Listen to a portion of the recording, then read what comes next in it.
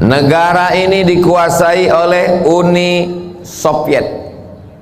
Presiden terakhirnya Gorbachev. Ada yang mengatakan Gorbachev itu orang Bandung, nama aslinya Cecep Gorbachev.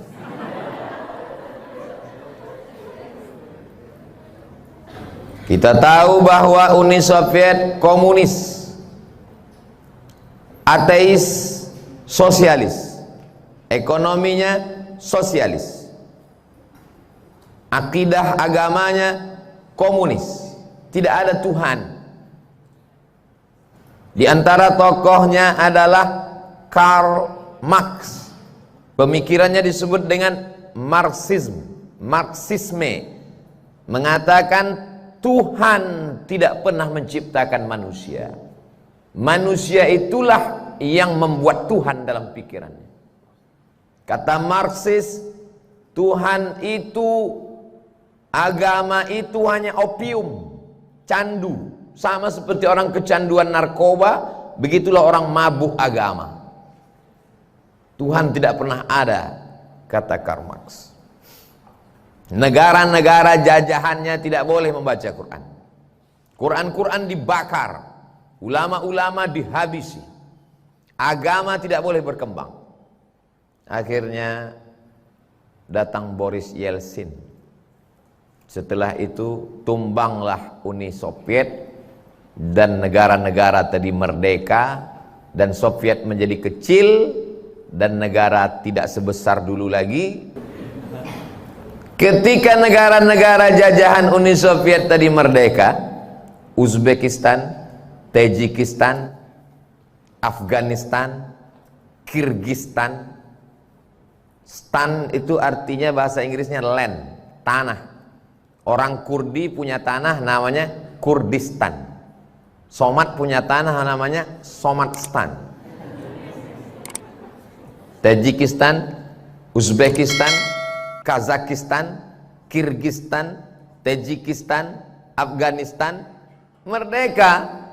Apakah mereka ini menjadi komunis dan tidak beragama? Ternyata setelah negeri-negeri ini merdeka, anak-anak kecilnya hafal Quran. Jangan Masya Allah dulu, cerita belum selesai.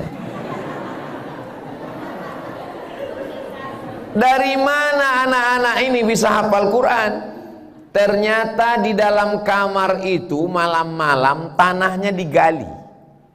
Digali pasir tanah di kamar itu, lalu kemudian bagian atasnya ditutup pakai papan dan karpet.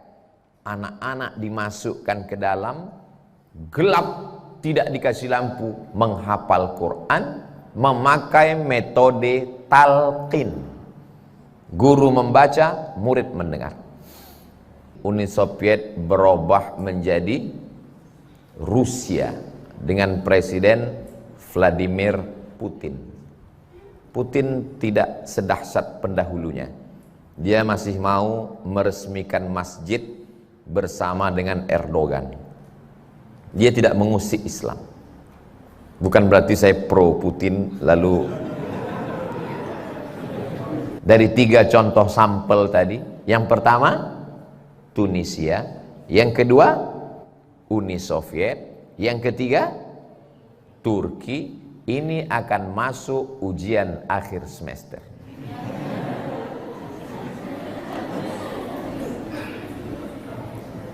Kesimpulannya adalah jangan takut dengan penguasa yang zalim. Tapi kami nggak bisa berceramah seperti Ustadz. Ceramah ini berat, biar aku aja. Sanggup kalian dibully? Sanggup kalian nanti upload tiba-tiba lebih banyak unlike, dislike? Sanggup kalian diserang oleh buzzer, caci maki, sumpah serapah? Kalian ngapal Quran aja. Bismillahirrahmanirrahim. Bismillahirrahmanirrahim. Idzas samaa'u fatarat. Idzas samaa'u fatarat. Wa idzal kawakibu tatharat. Wa idzal kawakibu tatharat. Wa idzal biharu fujirat. Tidak melihat Quran, tapi hafal Al-Quran. Gelap, di tengah gelap itulah anak-anak itu menghafal Quran. Ketika tentara-tentara Uni Soviet datang, mereka diam, mereka sepi, mereka sunyi. Saat tentara tertidur malam, di malam itulah mereka mendidik anak-anak bertahajud dan menghafal Al-Quran. Terbukti janji Allah, inna nahnu nazzalna dzikra wa inna lahu lahafizun. Akhirnya apa yang terjadi? Begitu dideklarasikan negara pecah, Uni Soviet tumbang, berdiri Rusia, dan negara-negara kecil ini merdeka. Al-Quran sudah bangkit. Tidak ada yang bisa menghilangkan Islam dari suatu negeri. Kuncinya satu, lembaga pendidikan Al-Quran. Ada seorang tampil di televisi di siang bulan Ramadan. Lalu dia ambil air minum. Kata dia, wahai rakyatku, marilah kita sama-sama minum di siang Ramadan. Karena puasa itu hanya melemahkan badan, merendahkan etos kerja, dan mengurangi produktivitas. Nama laki-laki itu adalah Borkeba. Nama negaranya Tunisia. Bagi dia puasa itu hanya membuat orang lemas sehingga pabrik-pabrik tidak berproduksi. Maka mari kita makan bersama-sama. Sekularisasi merajalela di Tunisia. Ulama-ulama disakiti, dizolimi, dipaksa untuk mengeluarkan fatwa bahwa pekerja di pabrik boleh tidak puasa. Di antara yang dipaksa itu adalah, lupa pula saya namanya,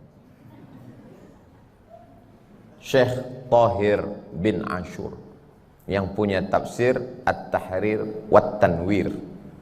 Ketika dia dipaksa, maka dia pun tampil. Apa kata Syekh Thahir, Al-Allamah Thahir bin Ashur?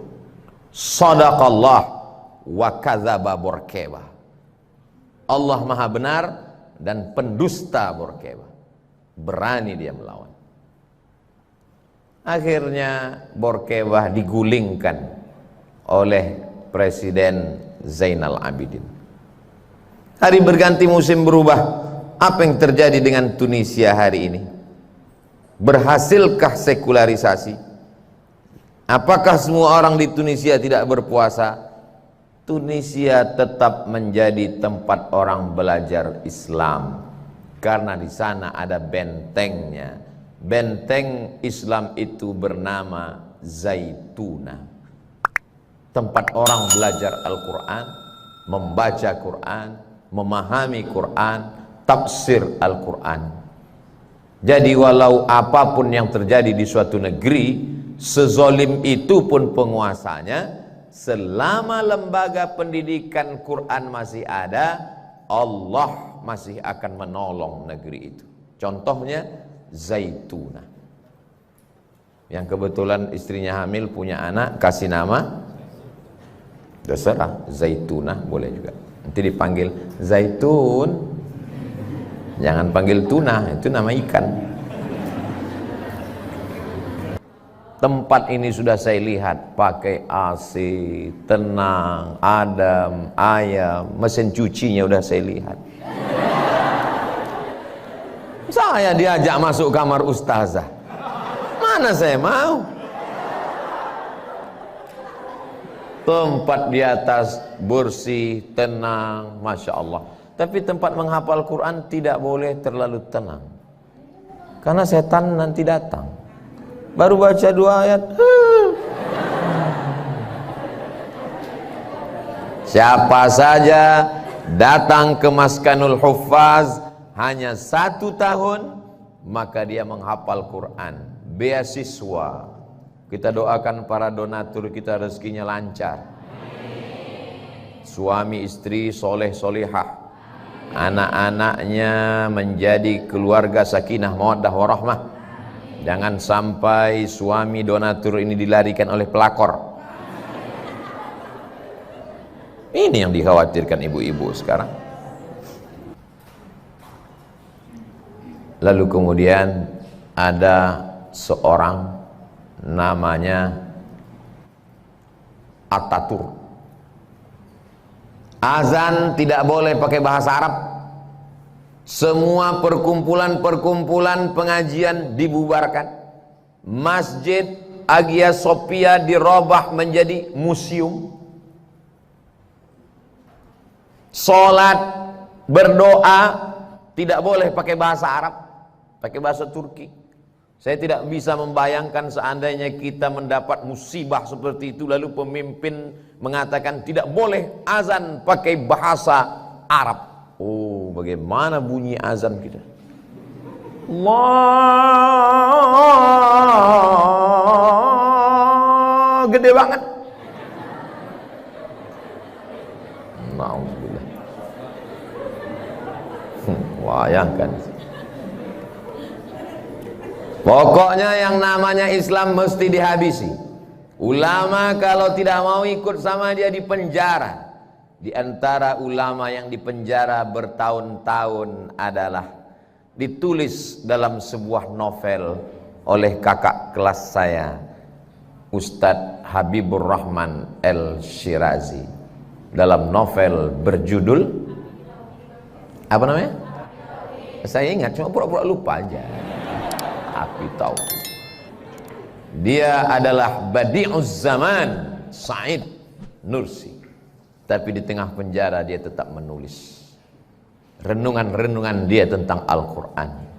Itulah menjadi buku yang beberapa waktu lalu kami bedah buku. Dapatkan bukunya di toko terdekat. Hubungi nomor berikut ini. Azan pakai bahasa Turki. Berdoa tidak boleh bahasa Arab. Tempat orang berkumpul ramai-ramai ditutup. Masjid Hagia Sophia menjadi museum. 1924 Khalifah Turki Utsmani Sultan Abdul Hamid dilengserkan, dijatuhkan. Sekarang tahun 2022, tidak lama lagi 2024, 100 tahun, 1 abad Ataturk. Apakah Islam hilang di Turki? Malah yang jadi museum dulu sekarang dirubah jadi masjid. Dia berharap masjid-masjid yang lain berubah jadi museum. Ternyata museum yang dia buat itu sekarang berubah jadi masjid dan berkumandang suara azan dengan bahasa Arab. Dari menara yang tinggi bersaut-sautan antara Masjid Blue Mosque, antara Masjid Sultan Ahmad dengan Masjid Hagia Sophia. Apa yang terjadi dengan Turki? Kenapa Turki tidak berhasil disekulerkan? Kenapa Islam tidak hilang? Karena ada ulama yang bergerak dengan pendidikan. Namanya Sulaiman Hilmi Tunuhan. Sulaiman Hilmi Tunuhan. Di mana saja penjuru bumi dunia sekarang, dari Eropa, Amerika, Afrika, Asia, Australia, ada tempat orang menghafal Quran. Barokah dari seorang ulama, Sulaiman Hilmi Tunuhan. Dialah yang membuat cikal bakal Sulaimaniyah. Ustazah Oki punya suami yang soleh, mensupport.